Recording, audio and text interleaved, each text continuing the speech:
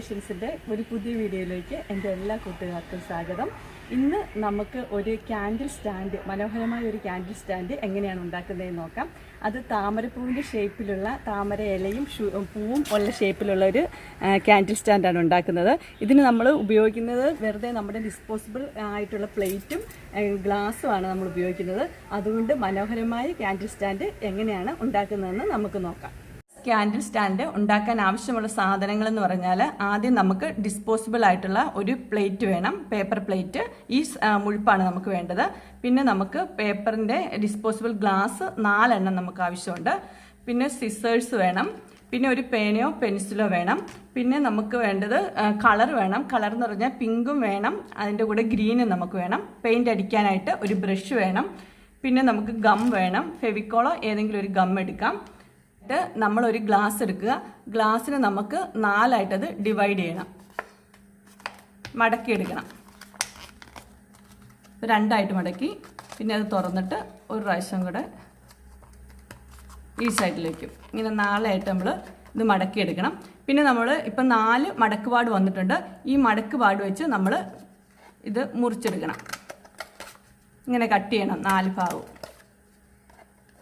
നമ്മുടെ ലോട്ടസിൻ്റെ 4 എതളിന് വേണ്ടിയിട്ടാണ് നമ്മളിങ്ങനെ കട്ട് ചെയ്യുന്നത്. ഇത് കട്ട് ചെയ്ത് കഴിഞ്ഞിട്ട് നമുക്കിത് വിടർത്തിയെടുക്കാം. 4 ആയിട്ട് വിടർത്തിയെടുക്കുന്നു. വെട്ടിയതിന് ശേഷം നമ്മൾ വിടർത്തി കഴിഞ്ഞിട്ട് അതിൽ ഓരോന്നിലും നമ്മൾ താമരയുടെ പോലെ എതള് ഇങ്ങനെ ജസ്റ്റ് 4 എണ്ണത്തിലും നമ്മൾ വരച്ചെടുക്കണം. വരച്ചതിന് ശേഷം ആ എതള് നമുക്ക് ഒരു സിസേഴ്സ് വെച്ച് കട്ട് ചെയ്തെടുക്കണം.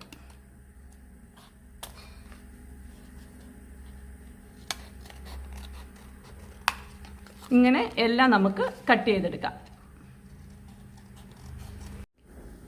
അങ്ങനെ 4 എണ്ണം എതളുകൾ വെട്ടിയെടുത്തിട്ടുണ്ട് ഈ ഷേപ്പിൽ.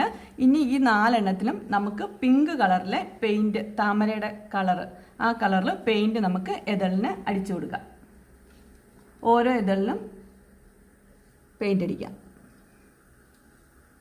ഒരു ഡയറക്ഷനിൽ പെയിൻ്റ് അടിക്കണം, അന്നേരമാണ് അതിൻ്റെ ഭംഗി ഉണ്ടാവുകയുള്ളൂ, താഴേന്ന് മുകളിലേക്ക്. അങ്ങനെ നമുക്ക് 4 എണ്ണവും പെയിൻ്റ് അടിച്ചിട്ട് വരാം. നമ്മുടെ എതളുകളെല്ലാം പെയിൻ്റ് അടിച്ച് അത് ഉണങ്ങി വന്നിട്ടുണ്ട്. ഉണങ്ങി കഴിഞ്ഞ ശേഷം മാത്രമേ നമുക്കിത് ചെയ്യാവുള്ളൂ. ഇനി നമുക്കിത് അറേഞ്ച് ചെയ്തെടുക്കാം. ആദ്യത്തെ എതൾ എടുക്കുക, അതിൻ്റെ മിഡിൽ ആയിട്ട് അടുത്ത എതൾ നമുക്ക് വെക്കാം. പിന്നെ അടുത്ത എതളിൻ്റെ സെൻറ്റർ ഭാഗവും കൂടെ പെയിൻ്റ് അടിച്ചിട്ടുണ്ട്, അത് അടുത്ത മിഡിലായിട്ട് നമുക്ക് വെക്കാം. ഇത് 3 എണ്ണം വെക്കുമ്പോൾ തന്നെ നമ്മുടെ ഗ്യാപ്പെല്ലാം ഫില്ലായിട്ടുണ്ട്. 3 എണ്ണത്തിൻ്റെ ആവശ്യമേ ഉള്ളൂ. 4 എണ്ണം വേണമെങ്കിൽ 4 എണ്ണം വെക്കാം. ഇനി ഇത് നമുക്ക് 3ഉം ഓരോന്ന് വെച്ച് ഗം വെച്ച് ഒട്ടിച്ചെടുക്കാം. സെൻറ്ററിൽ ഗം അപ്ലൈ ചെയ്യുക. അത് കഴിഞ്ഞിട്ട് അതേപോലെ തന്നെ ഇത് അറേഞ്ച് ചെയ്ത് വെക്കാം. ഇത് പേപ്പറിൻ്റെ പ്ലേറ്റ് ആയതുകൊണ്ട് ഗം വെച്ചാൽ അത് നന്നായിട്ട് ഒട്ടിയിരുന്നോളും.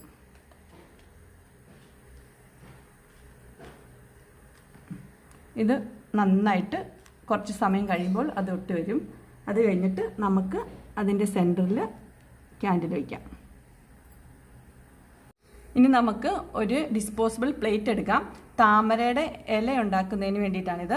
അതിൻ്റെ ഡിസ്പോസിബിൾ പ്ലേറ്റിൻ്റെ സെൻറ്ററിൽ ഒരു മാർക്ക് ചെയ്യുക. മാർക്ക് ചെയ്തിട്ട് ആ താമരയുടെ ഇലയ്ക്ക് ഒരു വെട്ടുണ്ടല്ലോ, ആ വെട്ട് കാണാൻ വേണ്ടിയിട്ട് 2 സൈഡിലോട്ടും ഇങ്ങനെ 2 മാർക്ക് കൊടുക്കുക. എന്നിട്ട് നമുക്കത് വെട്ടിയെടുക്കാം.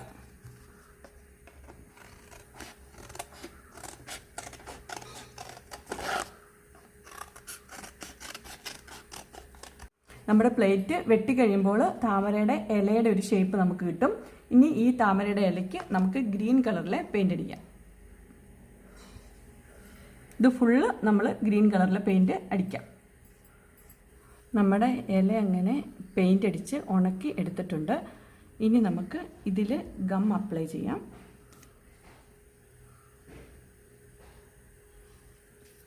നമ്മുടെ ഫ്ലവർ, താമരപ്പൂവ് അതിൻ്റെ മുകളിലേക്ക് വയ്ക്കാം. ഇപ്പം നമ്മുടെ ക്യാൻഡിലിൻ്റെ സ്റ്റാൻഡ് റെഡി ആയിട്ടുണ്ട്. ഇനി നമുക്ക് ക്യാൻഡിൽ അതിനുള്ളിൽ വയ്ക്കാം. ഇത് കത്തിപ്പോവുകയൊന്നുമില്ല, കാരണം നമ്മുടെ എതള് നല്ല അകന്നാണ് ഇരിക്കുന്നത്. അതുകൊണ്ട് നല്ല ഭംഗിയായിട്ട് ഇരിക്കുകയും ചെയ്യും. ഇന്ന് ഞാൻ ഉണ്ടാക്കിയ ക്യാൻഡിൽ സ്റ്റാൻഡ് എല്ലാവർക്കും ഇഷ്ടപ്പെട്ടുവെന്ന് ഞാൻ കരുതുന്നു. എല്ലാവർക്കും വളരെ സിമ്പിളായിട്ട് ഉണ്ടാക്കാവുന്ന ഒരു സ്റ്റാൻഡാണിത്. കുട്ടികൾക്ക് പോലും വളരെ എളുപ്പത്തിൽ ഇത് ഉണ്ടാക്കിയെടുക്കാവുന്നതാണ്. നിങ്ങൾക്ക് എൻ്റെ വീഡിയോ ഉപകാരപ്പെട്ടുവെങ്കിൽ, ഇഷ്ടപ്പെട്ടുവെങ്കിൽ ലൈക്ക് ചെയ്യാനും ഷെയർ ചെയ്യാനും സബ്സ്ക്രൈബ് ചെയ്യാനും മറക്കരുത്. ഇനി ഒരു അടുത്ത വീഡിയോയുമായി കാണുന്നവരെ എല്ലാവർക്കും ബൈ.